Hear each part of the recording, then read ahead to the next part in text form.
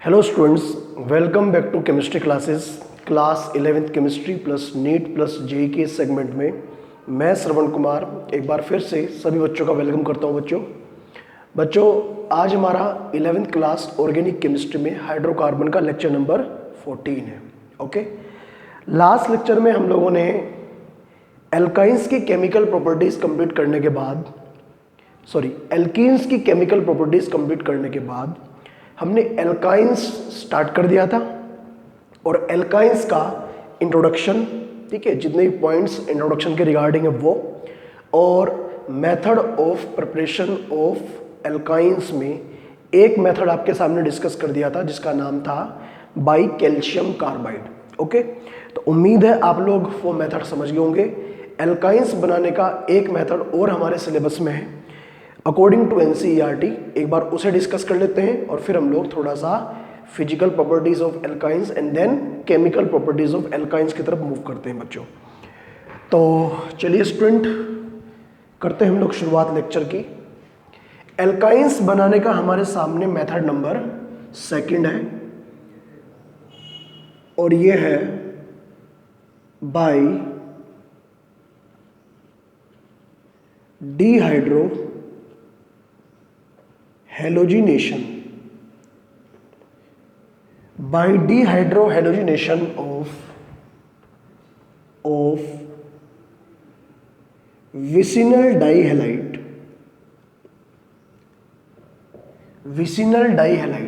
ठीक है, डाईहैलाइड, विसिनल डाईहैलाइड, ये एक रिएक्शन है बहुत इंपॉर्टेंट। ठीक है, देखिए आपको यहां पर दो वर्ड हो सकता है परेशान करें, एक तो डिहाइड्रोहेलोजिनेशन और एक विसिनल डाईहैलाइड। ये दोनों वर्ड, इनका मीनिंग क्या है? ठीक है, हो सकता है ये आपकी समझ में अभी ना आए, वैसे मैं ऑलरेडी आप लोगों को पढ़ा चुका हूं। ये वर्ड डिहाइड्रोहेलोजिनेशन का मतलब होता है किसी भी मॉलिक्यूल में से हाइड्रोजन और हेलोजन को एलिमिनेट कर देना, हाइड्रोजन को और साथ में उसके हेलोजन को। विसिनल का मतलब क्या होता है? विसिनल डाईहैलाइड का मतलब अगर दो हेलोजन अगर नेबरिंग कार्बन पर प्रेजेंट हो, बिल्कुल बराबर वाले कार्बन पर प्रेजेंट हो, उसे हम लोग बोलते हैं विसिनल डाईहैलाइड। तो पहले तो मैं इसके अंदर एक दो पॉइंट डिस्कस करना चाहूंगा, जैसे point number 1, when vicinal dihalide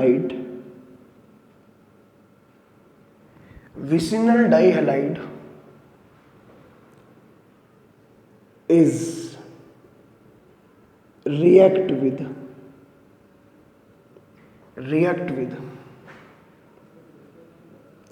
alcoholic KOH, अब ये अल्कोहलिक KOH का मतलब क्या होता है? अल्कोहलिक KOH का मतलब होता है कि कोई अल्कोहल ले ले और प्लस उसके साथ में KOH ले ले, ठीक है, इस कॉम्बिनेशन को हम लोग बोलते हैं alcoholic KOH। Then HX is removed out, HX यहां से बाहर निकल जाएगा। ठीक है, उसके बाद में जो भी स्पीसीज बनेगी एक बार फिर से उसका रिएक्शन कराया जाता है एक और रिएजेंट के साथ। अगेन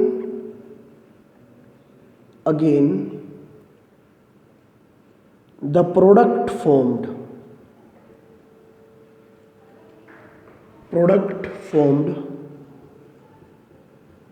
is heated with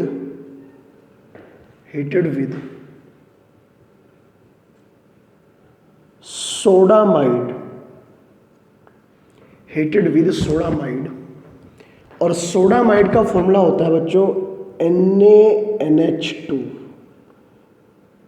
ये होता है सोडामाइड का फॉर्मूला। ठीक है,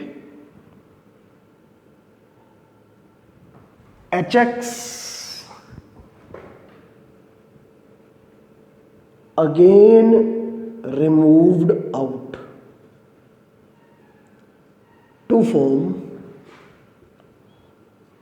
एल्काइन, और अब फाइनली एल्काइन बन जाती है। ठीक है, तो ये 2 पॉइंट है। पहले आप लोग क्या करें, एक एग्जाम्पल लें और बात को समझें। CH2 और यहां पर एक X और यहां पर एक X। जब 2 हेलोजन नेबरिंग कार्बन पर हों तो इसे हम लोग बोलते हैं विसिनल डाईहैलाइड। विसिनल डाईहैलाइड। पहले स्टेप में, ये रिएक्शन 2 स्टेप में हो रही है बच्चों, पहला स्टेप और ये दूसरा स्टेप। पहले स्टेप में, स्टेप नंबर 1 में हमें इसका अल्कोहलिक क्यूएच के साथ कराना है रिएक्शन, हीट करना है। तो यहां से हेलोजन और यहां से एक -HX यहां से बाहर हो जाएगा। ठीक है, आउट। और इस बार बनेगा CH2 डबल बॉन्ड CH और ये X। ठीक है, ये स्पीसीज बनी। इस स्पीसीज का अगेन स्टेप नंबर 2 में फिर से हीट करिए, लेकिन इस बार सोडामाइड के साथ, सोडियम अमाइड बोलते हैं हम लोग, सोडामाइड हो गए, हीट करना है। -HX फिर से बाहर, यहां से X और यहां से H, और इस बार बन जाएगा CH ट्रिपल बॉन्ड CH। ये बन गई एक एल्काइन। ठीक है, एक एल्काइन बन चुकी है। अब आप कहोगे सर, जब पहले स्टेप पे हम लोग एल्कोहलिक KOH यूज कर रहे हैं और यहां भी HX एलिमिनेट हो रहा है, तो दूसरे स्टेप में क्यों नहीं यूज कर सकते हम लोग से? एक्चुअली एल्कोहलिक KOH एक वीक एलिमिनेटिंग एजेंट है, ये वीक रिएजेंट है। तो दूसरी बार रिएक्शन कराने के लिए, दूसरी बार दूसरे स्टेप में, केवल ये एक स्टेप तो वर्क कर सकता है, दूसरे स्टेप में ये वर्क नहीं कर सकता। इसलिए हमें एल्कोहलिक KOH के साथ में क्या लेना पड़ता है, NaNH2 लेना पड़ता है। ओके, कुछ टाइम बाद रिएक्शन में NaNH2 जब डालेंगे तभी जाकर एल्काइन बनेगी, वरना एल्काइन नहीं बनेगी। कोई और भी एग्जाम्पल हम लोग इसका ले सकते हैं, जैसे ये पहला example, example number 2, CH3 CH और ये CH2, Br और ये Br, ये भी विसिनल डाईहैलाइड है। पहले स्टेप में, स्टेप नंबर 1 में एल्कोहलिक KOH लिया, -HBr हो जाएगा आउट, और पहले स्टेप में बना CH3 CH double bond CH2 और यहां से Br। ठीक है, CH। ये स्टेप नंबर 2 में एक बार और हीट किया गया ऐसे, स्टेप नंबर 2 में, लेकिन इस बार NaNH2 के साथ -HBr, एक बार HBr बाहर निकल गया यहां से, फिर दोबारा से, और इस बार बन जाएगी एल्काइन। ये ओके, इस एल्काइन का नाम इथाइन है और इस एल्काइन का नाम प्रोपाइन है। उम्मीद है ये पूरा कॉन्सेप्ट आप लोग समझ गए होंगे कि विसिनल डाईहैलाइड के डीहाइड्रोहेलोजिनेशन से कैसे बनती है एल्काइंस। एल्काइंस बनाने की जो मेथड है NCERT में वो 2 ही है, एक हमने लास्ट लेक्चर में आपको कंप्लीट कराया था और एक हमने यहाँ पर कंप्लीट करा दिया है। उम्मीद है दोनों की दोनों रिएक्शंस आपकी समझ में आई होगी।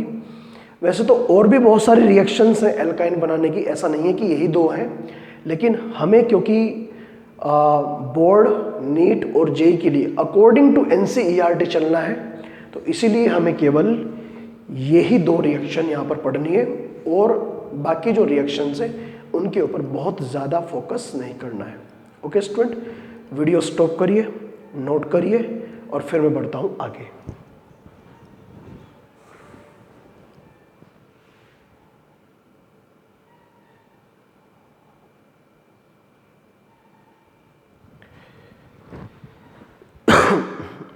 ओके स्टूडेंट, आप लोगों ने, उम्मीद है ये पूरा टॉपिक नोट कर लिया होगा, और अभी मैं मूव करता हूं टुवर्ड्स नेक्स्ट पॉइंट। एल्काइंस की सबसे पहले physical properties, after that chemical properties.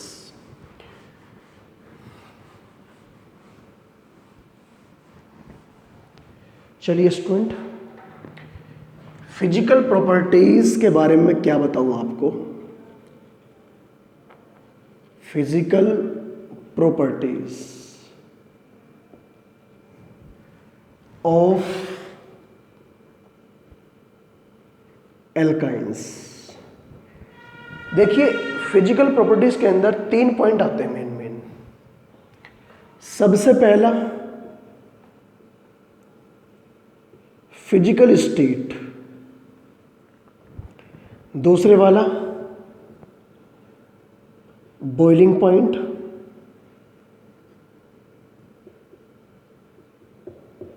और थर्ड जो पॉइंट है वो है आपका सोल्यूबिलिटी। ठीक है, 3 कंडीशंस आती है, 3 पॉइंट आते हैं mainly. Okay, physical state, boiling point और सोल्यूबिलिटी। लेकिन मेन बात यहां पर समझने वाली क्या है, ये बात एनसीईआरटी में भी लिखी हुई है, और हमें फॉलो जो करना है वो केवल एनसीईआरटी को ही फॉलो करना है, उसके अलावा किसी और साइड बुक को या फिर किसी और कंटेंट को हमें टच नहीं करना है।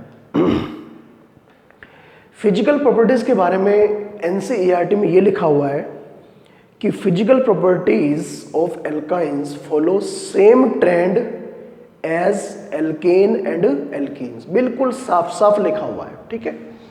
तो मैं भी यहां पर ये बात लिख सकता हूं, फॉलो सेम ट्रेंड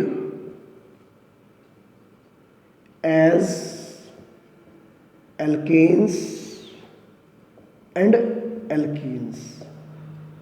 तो इसका मतलब कहने का यही है कि आपको ये चीज जो ये तीनों पॉइंट हैं, ये कहां से पढ़ने हैं, ये आपको पढ़ने फ्रॉम एनसीईआरटी। ठीक है, एनसीईआरटी की बुक में एक छोटा सा पैराग्राफ दे रखा, 3-4 लाइन का, 4-5 लाइन का, उसे आप लोग पढ़ेंगे तो आपको पता लग जाएगा कि एल्काइन की फिजिकल प्रॉपर्टीज में और एल्केन्स एल्कीन्स की फिजिकल प्रॉपर्टीज में क्या डिफरेंस है और क्या सिमिलरिटीज है। ठीक है, तो ये तो आप लोग वहां से कर लेंगे। मेन चीज जो हम लोग शुरू करेंगे ना, वो है केमिकल प्रॉपर्टीज। ठीक है, फिजिकल प्रॉपर्टीज तो हो ही जाएंगी, इसमें कोई बड़ी बात नहीं है और कोई बहुत ज़्यादा डिफरेंस भी नहीं है। जब ये एनसीईआरटी में लिखा हुआ है साफ साफ कि फिजिकल प्रॉपर्टीज जो है ना सेम ट्रेंड फॉलो करती हैं एज एल्केन और एज एल्कीन, तो इसीलिए आप लोग ये पॉइंट वहां से नोट कर लेंगे। और अब मैं शुरू करने जा रहा हूं बच्चों, केमिकल प्रॉपर्टीज ऑफ एल्काइंस। ये थोड़ा इंपॉर्टेंट है, जैसे एल्कीन्स की केमिकल प्रॉपर्टीज इंपॉर्टेंट है, ऐसे ही एल्काइंस की केमिकल प्रॉपर्टीज भी इंपॉर्टेंट है। तो 1 बाय 1 जितने भी पॉइंट्स एल्काइंस की केमिकल प्रॉपर्टीज के अंदर आएंगे वो मैं आप लोगों के सामने डिस्कस करने जा रहा हूं बच्चों। ठीक है, तो वीडियो स्टॉप करके आप लोग सबसे पहले इस पॉइंट को नोट कर लीजिएगा, और नहीं नोट करना है तो एक बार आप लोग जो एनसीईआरटी में फिजिकल प्रॉपर्टीज के रिगार्डिंग जो एल्काइंस के बारे में दे रखा है उसे आप लोग देख लीजिए जरूर आप लोग। ओके स्टूडेंट, चलिए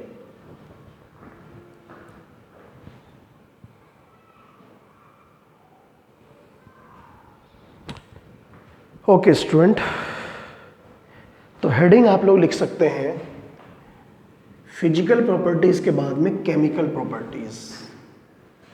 केमिकल प्रॉपर्टीज थोड़ा सा डिफरेंस है, तो इनके बारे में हमें डिटेल यहां पर पढ़नी पड़ेगी। हेडिंग लिख लीजिएगा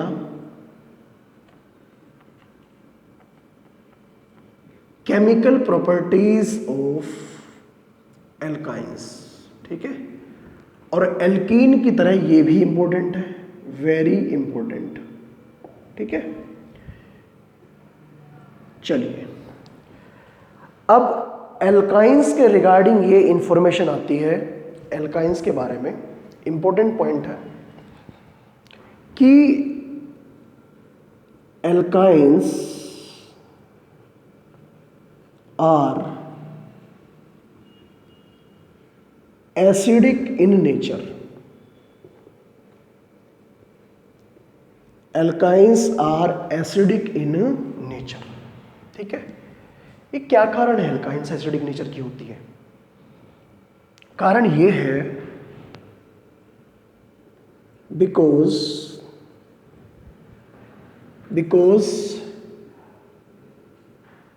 sp कार्बन। अब ये sp कार्बन का मतलब क्या होता है यहां पर बताएंगे अभी।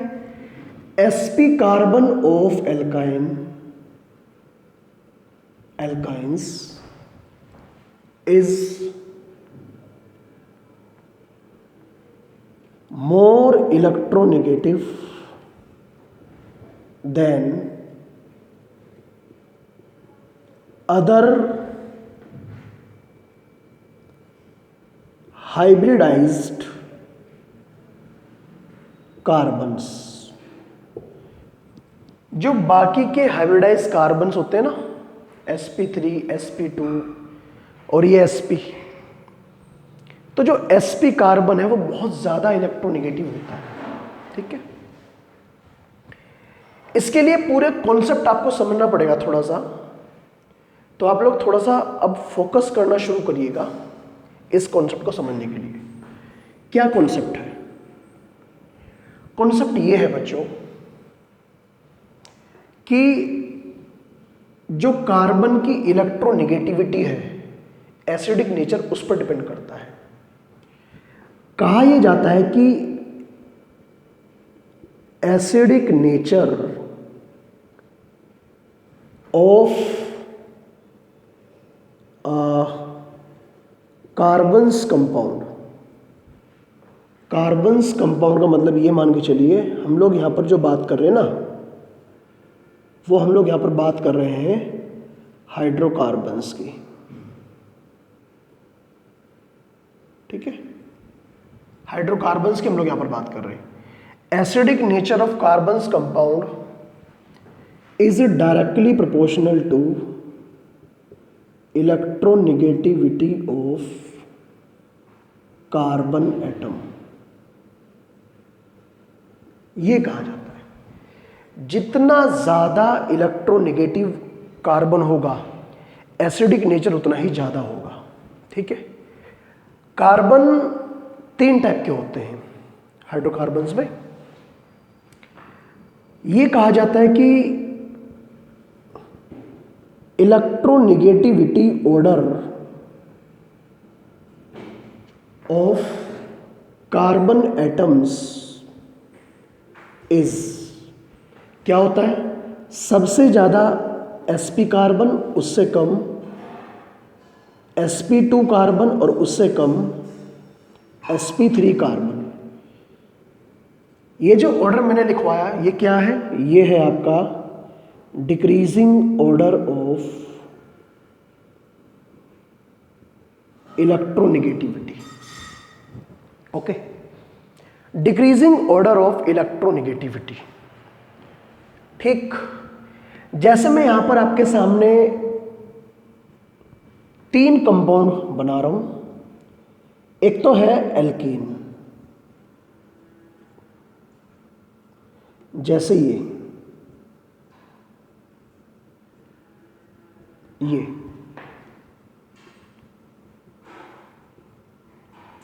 तो ये जो कंपाउंड आपके सामने है ये एक्चुअली क्या है? sp3 हाइब्रिडाइज्ड है। इसके अंदर हर एक कार्बन sp3 है। दूसरा कंपाउंड है एल्कीन, मतलब ये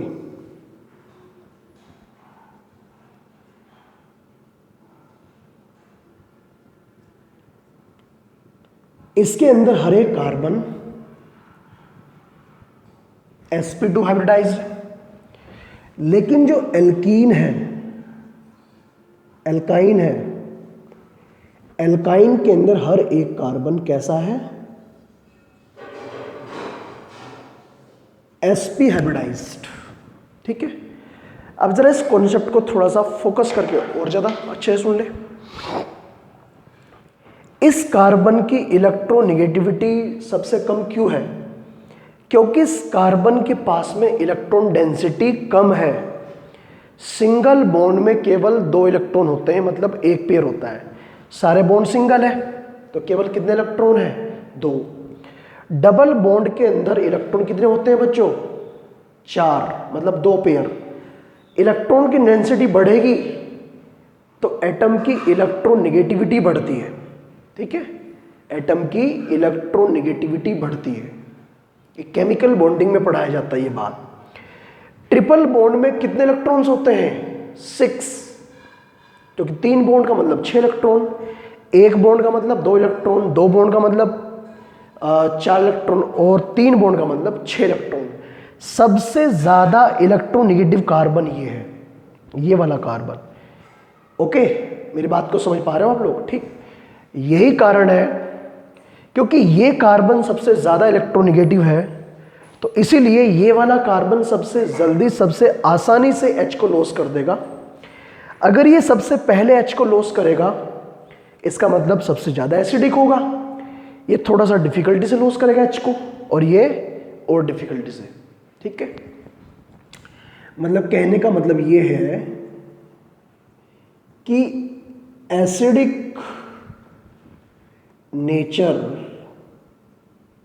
इज, सबसे ज्यादा एसिडिक नेचर किसका होगा या सबसे कम किसका होगा?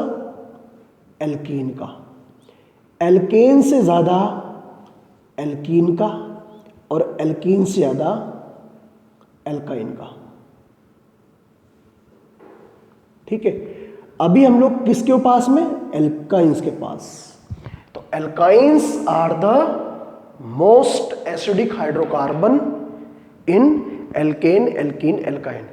इन तीनों में सबसे ज्यादा एसिडिक कौन सा है? एल्काइन है। तो पूरी कहानी मैंने आप लोगों के सामने एक्सप्लेन कर दी है। क्या कहा? Alkynes are acidic in nature because sp carbon of alkyne is more electronegative than other hybridized carbon। ठीक है, acidic nature of carbons compound मतलब hydrocarbon is directly proportional to electronegativity of carbon atom. और carbon atom की जो electronegativity का order किस पर depend करता है? हाइब्रिडाइजेशन पर। समझ गए? हाइब्रिडाइजेशन किसका कम किसका ज्यादा है? ट्रिपल बॉन्ड वाले कंपाउंड का sp होता है, और जिसका हाइब्रिडाइजेशन sp है, समझ गए? इसका मतलब उसकी इलेक्ट्रोनेगेटिविटी ज्यादा है, तो इलेक्ट्रोनेगेटिविटी का ऑर्डर ये रहा आपका। तो एल्काइन सबसे पहले H को लॉस करेंगे, सबसे इजीली H को लॉस करेंगी। करती तो एल्कीन भी है H को लॉस, एल्केन भी है, लेकिन सबसे इजीली H को कौन लॉस करेगा? एल्काइंस। ओके, तो वीडियो स्टॉप करके इस पूरे पोर्शन को नोट करिएगा, यहाँ से लेके यहाँ तक, और फिर मैं थोड़ा सा और आगे बढ़ता हूँ इस कॉन्सेप्ट के अंदर। ठीक है स्टूडेंट, तो जल्दी से आप लोग इसे नोट करिए, फिर मैं कुछ एग्जांपल दूंगा, कुछ रिएक्शंस कराऊंगा आपको, जिससे ये पता लगे कि एल्काइंस एसिडिक नेचर की होती है।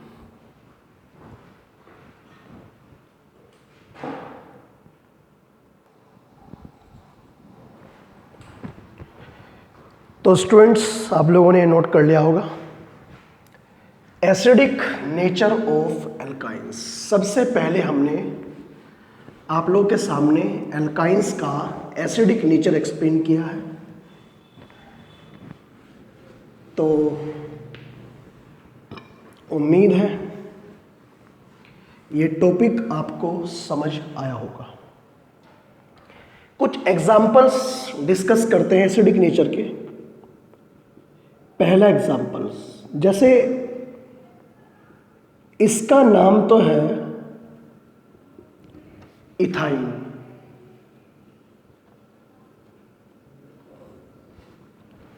इथाइन को हम लोग अगर सोडियम मेटल के साथ में कराएंगे रिएक्शन, तो ऐसा देखा गया है कि ये सोडियम मेटल H को रिप्लेस कर रहा है। मतलब ये मॉलिक्यूल एक हाइड्रोजन यहां से इवोल्व कर रहा है और ये बन गया HC ट्रिपल बॉन्ड CN, मतलब एक सॉल्ट बन गया यहां पर। इस सॉल्ट का नाम है मोनोसोडियम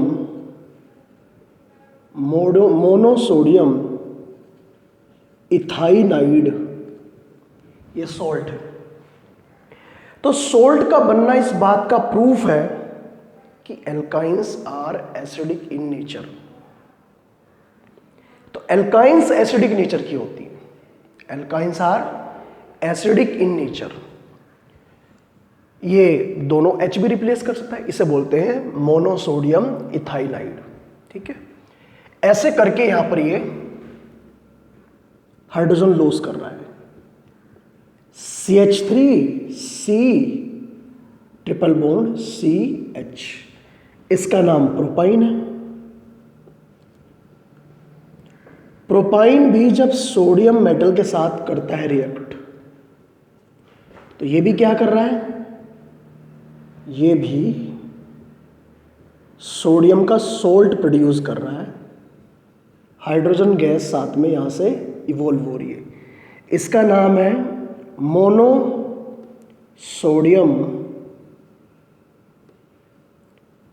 प्रोपाइनाइड, ऐसे कर। ओके स्टूडेंट, तो ये इंपॉर्टेंट कुछ रिएक्शंस मैंने कराई आपके सामने। एक एग्जांपल और बताने जा रहा हूं मैं आपको। 2 पॉइंट है मेनली यहां पर। अगर मैं आपसे पूछूं एल्केन, एल्कीन, एल्काइन, इन तीनों में सबसे ज्यादा एसिडिक, सबसे कम एसिडिक कौन है, तो सबसे ज्यादा तो होंगी एल्काइन। इससे कम एसिडिक कौन होंगी, एल्कीन, और सबसे कम एसिडिक होंगी एल्कीन। ओके, अगर आपको एक एल्केन दे दे, एक एल्कीन दे दे, एक एल्काइन दे दे और कह दे कि अरेंज करो इन द इंक्रीजिंग ऑर्डर या in the decreasing order of acidic power, तो सबसे ज्यादा एल्काइन, उससे कम एल्कीन, उससे कम एल्कीन्स। और नेक्स्ट पॉइंट, अगर आपको सारी एल्काइन दे दे तो ये कहा जाता है कि एसिडिक नेचर ऑफ एल्काइन, अगर केवल हमें एल्काइन का ही कंपेयर करना पड़े, is inversely proportional to size of carbon chain. Carbon chain का साइज जैसे जैसे बढ़ेगा एसिडिक नेचर डिक्रीज होती जाएगी। जैसे एग्जांपल, सबसे ज्यादा तो होगा एसिडिक नेचर इथाइन का, उससे कम प्रोपाइन का, और उससे कम ब्यूटाइन का। तो कार्बन चेन बढ़ने के साथ साथ एसिडिक नेचर डिक्रीज होता है। तो ये कुछ एग्जाम्पल है और कुछ क्वेश्चंस आपके सामने डिस्कस कराए एग्जाम्पल की हेल्प से। ऐसे क्वेश्चंस एग्जाम में आ सकते हैं। ठीक है, कंपटीशन में आया हुआ एक क्वेश्चन है नीट में, जेई में, एल्काइन, एल्कीन और एल्केन के एसिडिक नेचर के ऊपर। अभी कराएंगे आपको, अभी आप लोग वीडियो स्टॉप करके इस पोर्शन को नोट करिए, फिर हम लोग आगे बढ़ेंगे बच्चों।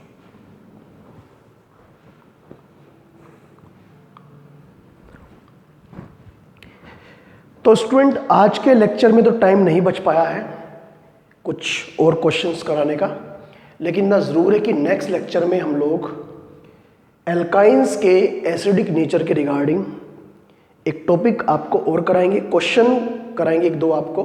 ठीक है, तो आज के लेक्चर को यहीं पर कंप्लीट करते हैं और मिलते हैं नेक्स्ट लेक्चर में एल्काइंस की कुछ और केमिकल प्रॉपर्टीज़ के साथ में। ठीक है, तो आज के लिए इतना ही रखते हैं। Thank you, all the best.